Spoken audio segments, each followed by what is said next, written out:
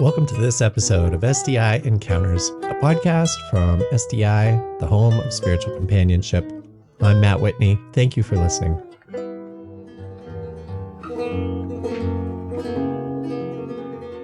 Learn more about our work and the work of spiritual companionship on our website, sdicompanions.org.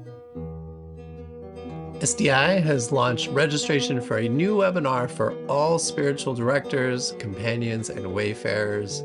It's called Disease and Dis-ease on the Spiritual Path, a series on being a wise companion to yourself and others when the fragility of human life is most evident in times of illness.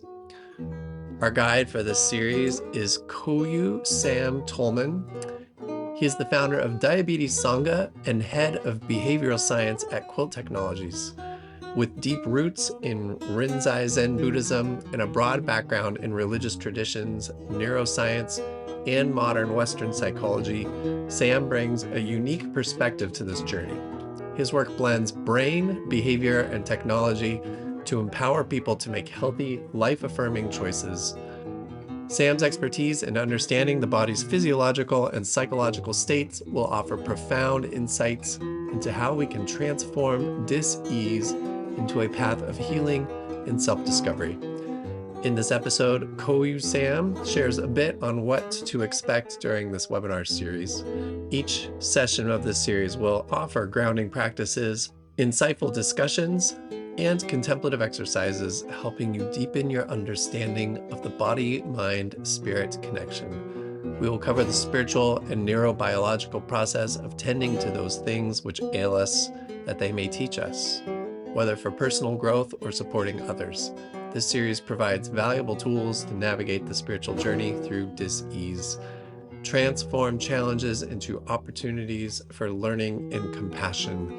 Learn more about this series on our website, sdicompanions.org. Kō Sam, and Kō is your Dharma name, and Sam is your given name, and you are going to be facilitating this four-part series for SDI this fall on meditation for disease and dis-ease. And so maybe you could just speak a little bit about that. Yeah, absolutely. I mean, so many of us who are familiar with different spiritual texts and spiritual traditions, we've kind of come across them talking about illness and dis-ease or disease in all sorts of ways. And in some stories, this is kind of a sparking moment. So I think about the story of the historical Buddha who saw ill people, and that was one of the four things that he saw that made him say, whoa, this thing is important. This thing is fleeting that I have right in front of me, this life, and I need to make the most of it. And then you have other examples, like the example of Jesus healing, and the example of, the fact of different what we would think of as maybe disabilities actually being an opportunity as well. And you see that a lot in different Christian tradition and history and literature. And on the other end, you also have kind of modern or more modern examples of teachers and spiritual leaders becoming ill, and we see the way that they do struggle and suffer with their condition, but also seem to have a kind of grace and humanity and love around it that we can learn a lot from. I think one of the core teachings that sickness or illness or disease of any kind in our life can have for us as spiritual companions and as spiritual people ourselves on our own journey is that we come across certain things in life that are immovable forces. So many things in life present to us as things that we can kind of change and we can have an impact on, and we can make our own lives better. And that maybe falls more into this personal growth area. And that's important too for spiritual development. But then we come across these things that are these immovable forces. And illness so often is one of those. I know in my own life with two autoimmune conditions, it's been that way. There's nothing that you can quite do. You can have an influence on how it plays out, but you're going to have this condition. You're going to deal with something no matter what. And so that's when we really start this spiritual practice, whether it's an illness or some other immovable force. It's when we're forced to really change in a deep way, to reorient to a situation and to reorient to life ourselves, that we can have a real spiritual awakening, or that we can help somebody else experience their own spiritual awakening by reorienting to life itself. That is amazing. Yeah, maybe you could share, if you're willing to, a little bit more about your own personal journey. You mentioned disability as opportunity, and also that you have these autoimmune deficiencies, or I don't know if that's the right term even, but how would you talk about how your spiritual practice has helped you, integrate those things and in the ways that you're describing? Yeah. Yeah, so I think maybe a starting place is I was diagnosed with type 1 diabetes. And many people know there's two different kinds of diabetes. I won't go into that now, but type 1, often people get it when they're younger, not always. But I was diagnosed when I was 8. And so that was a big immovable force, let's say, that hit me at that time, and obviously very difficult, and I couldn't fully understand. I remember one of my first questions to my dad at that time was, "Does this mean I'm not going to be able to eat ice cream anymore?" Which is, sad and heart-wrenching. It's also funny that that was like my highest priority at that at that time in my life. And it doesn't. I love ice cream still, so don't worry about that, everybody.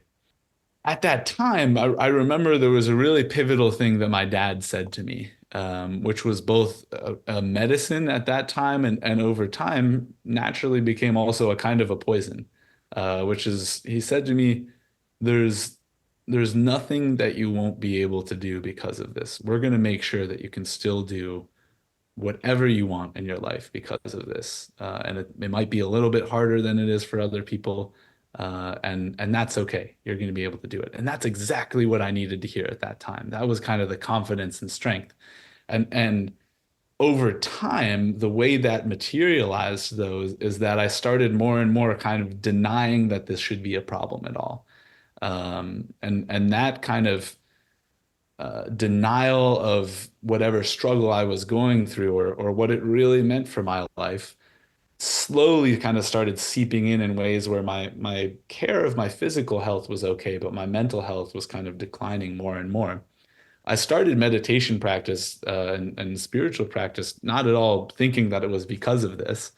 Um, Although diabetes forced me to have a relationship with my body and mind, to understand, oh, wow, there's certain changes that are happening in my mind. Maybe that's an indication that I need to understand something about my body, and vice versa. Um, so I think that's a really valuable lesson that I got from type 1 diabetes. And I think people with all sorts of conditions kind of start to understand the relationship between mind and body, because they're forced with such uncomfortable circumstances, and they're forced to be aware. Um, so I think that maybe is an initial kind of spiritual teaching, let's say. But it wasn't until later, when I really started deepening my meditation practice, and specifically in the Zen tradition, that I kind of had this moment and a breakthrough, where I realized that I had been denying the reality that I was struggling for years. At that point, for maybe 15 years or more. Um, and it all kind of broke open for me. And I remember being just in tears, and they were sad tears, but they were also freeing tears. It was a little bit of both, just reflecting on yeah, this is really hard. And I haven't allowed myself to really face that. And facing that struggle, I think, is critical in terms of being a human being and in terms of being a spiritual being. I know in the Christian tradition, we talk about like the cross that each of us has to bear in our, or it has to bear, the cross that each of us has to bear in our own way. And so if you deny that there's a cross there at all, how can you really be living a spiritual life? And so we, with different kinds of illness, especially chronic illness, um, we have no choice but to look at that cross, right? It's there and it's real heavy at times. And yet that's really an opportunity for us to see, wow, what is it to be a human? What is it to be alive? And how can I do this a little bit better for myself and for the people around me? Yeah, that's really beautifully said. Thank you. Yeah, that cross, it's there. It's heavy. Yeah. Um, Maybe you could offer just maybe a few sort of bullet point style, like things that spiritual directors, companions can expect by attending the webinar, what some takeaways might be, things like that. Yeah, I think it's going to be a mix of just first and foremost connection with each other. I think that that's really important, and it has to be a foundation. So doing this in community, being able to chat about what each other's experiences are in this area, this intersection between spiritual practice, spiritual companionship, and illness or disease. So first of all, just setting up the space and the questions to do that.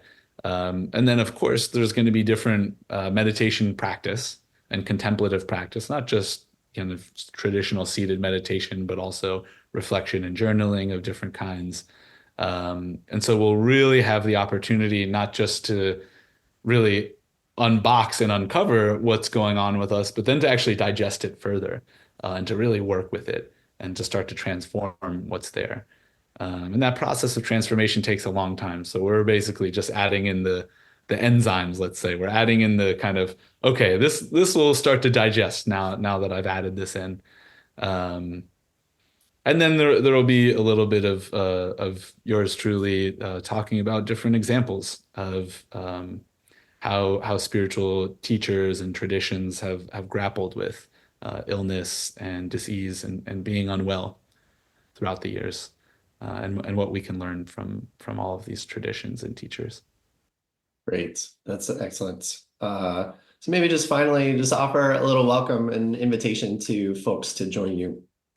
I'm so excited to meet you all for this course and to share joyously in something that often can be so difficult to share about in our everyday life. It is an opportunity for connection to recognize the ways that we're struggling and the ways that we can be together in our struggle. I've found in my life so much joy and ease in community and connection, and the ability to then open up and learn so much more when you have that solid base. So just really looking forward to doing that from you all, looking forward to learning from you all, looking forward to sharing my own reflections with you all, and see you soon.